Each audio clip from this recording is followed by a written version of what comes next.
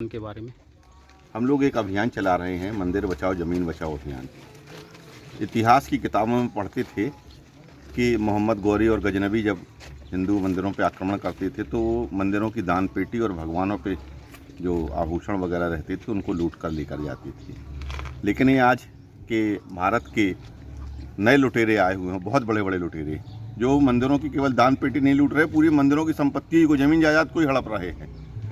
मंदिरों की ट्रस्टों की ज़मीनों को ये पहले अपने चेले चपाटियों के नाम पे डाइवर्ट कराते हैं, फिर उसके बाद मंदिर की ट्रस्टियों की जगह पे वो भूमि स्वामी बन जाते हैं और भूमि स्वामी बन के फिर तीसरे स्टेप में वो उन ज़मीनों को बेच देते हैं। ये कहते तो भगवान नाम की हैं और भगवान के नाम की वोट मांगते हैं और भगवान की ही संपत्तियों को हड़पने का काम कर रहे हैं। ऐसे लोगों को धिक्कार करते हुए हम कांग्रेस के लोग गांव-गांव जा रहे, घर-घर जा रहे हैं। और अब जब गाँव के संपर्क कर रहे हैं तो मालूम चल रहा है कि केवल मंदिरों की ज़मीनें नहीं हड़पी हैं, गौचरों की ज़मीनें हड़पी हैं। गौ माता कहते हैं और गौ माता की ही ज़मीनों को ये हड़प लेते हैं। अब हद तो जब होती है कि बघौड़ा जैसे गांव में जब शमशान भूमि पर भी इन लोगों की नज़र पड़ी और इन लोगों ने उन ज़मीनों को भी बेच डाला।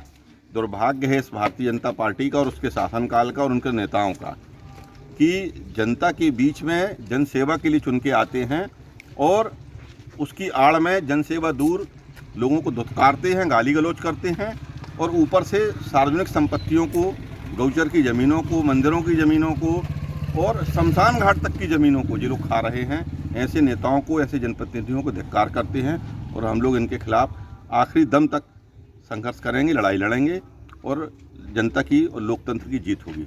धन्यवाद।